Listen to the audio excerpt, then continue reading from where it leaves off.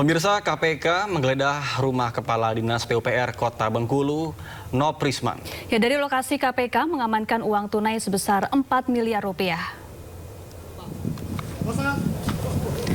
Penggeledahan di rumah Kepala Dinas PUPR Kota Bengkulu ini berjalan selama 7 jam. Usai penggeledahan, penyidik membawa sejumlah barang bukti berupa dokumen dan uang tunai senilai 4 miliar rupiah. Selain rumah Noprisman, KPK juga menggeledah kantor dan rumah pihak swasta yang bergerak di bidang alat kesehatan dan pengelolaan limbah. Penggeledahan sebagai bagian dari pengembangan operasi tangkap tangan Bupati Rejang Lebong Fikri Tobari. Tobari diduga terlibat kasus suap dan gratifikasi sejumlah proyek. Betul, ada tim dari KPK datang ke rumah salah seorang warga dan saya dipanggil untuk menghadiri penggeledahan itu. Jam berapa mulainya itu, Pak? Saya datang pukul 9. 9 malam ya, mereka datang itu. Juru bicara Otorita Ibu Kota Nusantara atau IKN, Troy Harold Yohanes Pantau ditemukan meninggal dunia Sabtu siang. Informasi meninggalnya Troy dibagikan lewat unggahan media sosial IKN. Deputi Bidang Pengendalian Pembangunan Otorita IKN Thomas Umbu Pati Tena Bolodadi mengonfirmasi bahwa tim Dr. RS Hermina IKN menyatakan Troy meninggal dunia pada pukul 14.25 waktu Indonesia Tengah. Sebelum dibawa ke Rumah Sakit Hermina, Troy ditemukan tak sadarkan diri di kamar huniannya di Rusun ASN 3 Tower 6, Kota Nusantara. Jenazah Roy rencananya akan tiba di rumah duka RSPAD Gatot Subroto pada siang ini. Kepergian Troy menyisakan duka yang mendalam bagi jajaran Otorita IKN. Troy dikenang sebagai salah satu figur yang mengawal babak baru pemindahan ibu kota negara. Troy pun dengan setia terus mengawasi pembangunan IKN. Anda kembali di Sindo Today, pemirsa. Speedboat yang ditumpangi 11 warga negara asing dan 2 awak kapal yang hilang kontak sejak Jumat kemarin telah ditemukan. 12 penumpang berhasil diselamatkan dan dievakuasi di Tojo Una-Una. Namun 1 nahkoda kapal masih dalam pencarian. Ya Allah, Allahu Akbar.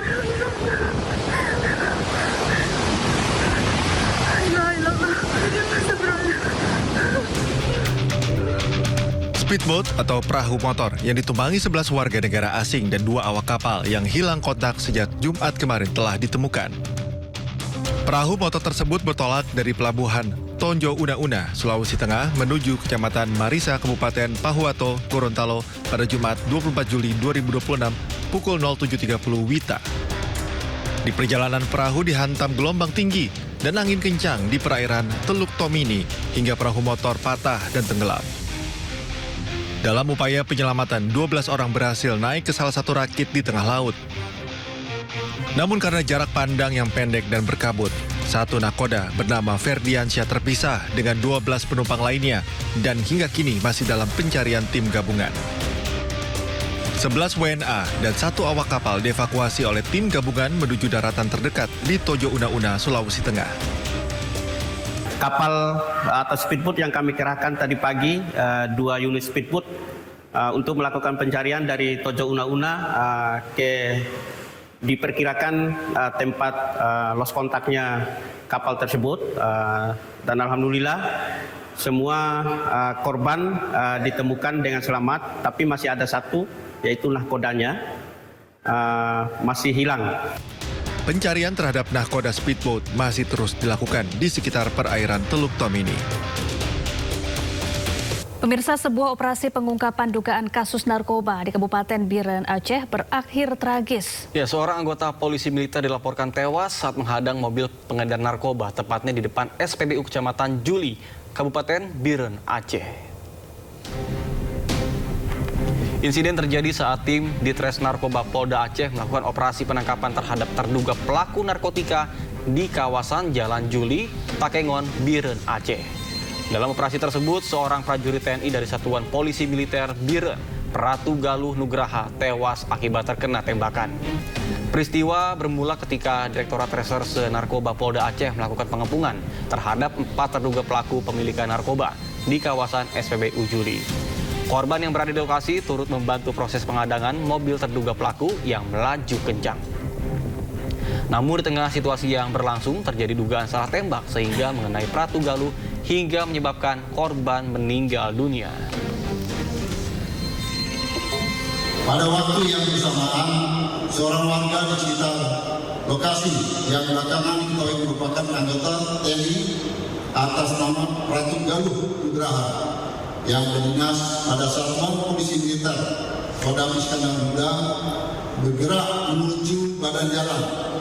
Ini menunjukkan naluri prajurit penegak hukum yang sangat luar biasa. Sehingga Pratu Galuh Nugraha tergerak dan membantu polisi untuk menghentikan kendaraan pelaku dengan cara memindahkan palang besi yang ada dari area SPBU tersebut untuk dijadikan penghalang. Namun dalam rangkaian peristiwa tersebut, korban kemudian ditemukan mengalami luka tembak terkena peluru rekoset. Pemirsa, seorang satpam Waduk Jatiluhur ditemukan tewas di tepi danau Waduk Jatiluhur, Purwakarta, Jawa Barat. Korban diduga dibunuh karena ditemukan dengan kondisi tangan terborgol.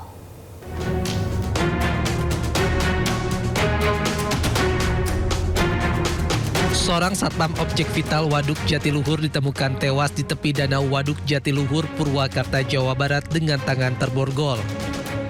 Evakuasi dilakukan warga bersama petugas pengamanan Waduk Jatiluhur.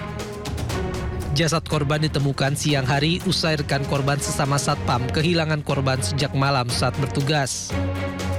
Diduga korban tewas dibunuh karena tangan korban diborgol dan dibuang ke dalam waduk. Sebelumnya korban diketahui sempat menegur sekelompok pemuda yang hendak melakukan aksi vandalisme di area waduk. Kondisi korban dalam keadaan terborgol sedang menggunakan seragamnya. Sedang bertugas ya, Dan ya? Ya, diketahui sedang bertugas. Pak, informasinya katanya melarang anak muda mencoret-coret itu. Untuk informasi tersebut kami masih dalami. Beberapa saksi sudah kami periksa. Untuk motif ataupun pelaku atau ini kami masih melakukan penyelidikan lebih lanjut. Polisi masih mengumpulkan sejumlah bukti serta meminta keterangan sejumlah saksi. Untuk kepentingan penyelidikan, jasad korban dibawa ke Rumah Sakit Sartika Asih Bandung untuk diotopsi. Pemirsa, musim kemarau panjang mulai berdampak. Warga Bogor ikhtiar dengan menggelar sholat istisqo, sementara di Sukoharjo dan Banyumas, Jawa Tengah, warga mengandalkan bantuan pengiriman air bersih dari BPBD karena kesulitan mendapatkan air.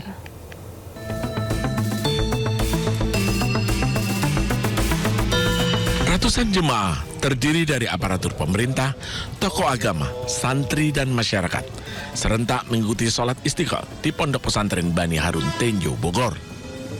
Sebagai bentuk ikhtiar dan doa bersama agar diturunkan hujan, menyusul musim kemarau yang menyebabkan debit air di sejumlah wilayah mulai berkurang.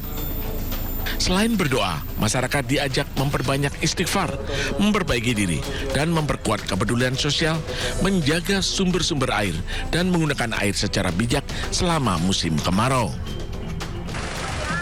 Ribuan jiwa di 3 desa, Kedung Jambal, Kunden, dan Desa Weru 3, Sukoharjo, Jawa Tengah, mulai kesulitan mendapatkan air bersih. Mereka kini mengandalkan bantuan pengiriman air bersih yang dikirim BPBD Sukoharjo. Wilayah terdampak kekeringan akan terus bertambah. Puncaknya diperkirakan Agustus hingga September 2026. BPBD telah mendistribusikan 345.000 liter air bersih atau 69 tangki.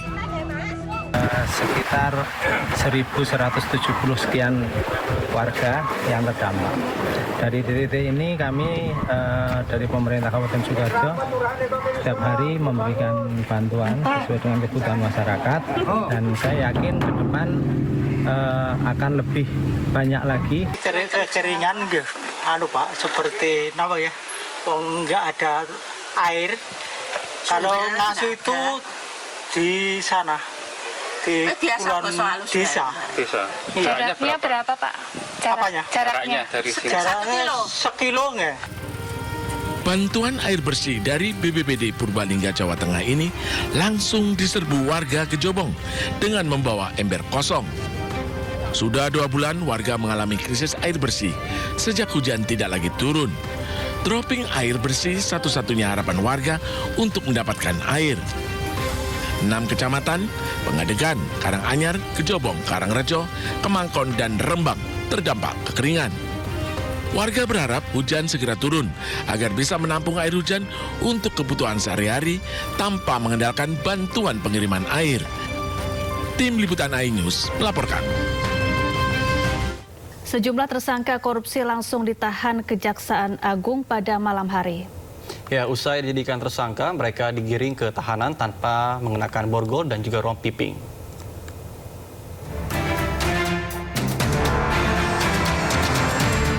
Mantan Jampitsus Kejagung Febri Adriansyah tidak mengenakan borgol dan rompi merah muda saat hendak diangkut dengan mobil tahanan ke rutan KPK. Alasannya, proses penahanan dilakukan terburu-buru dan sudah larut malam.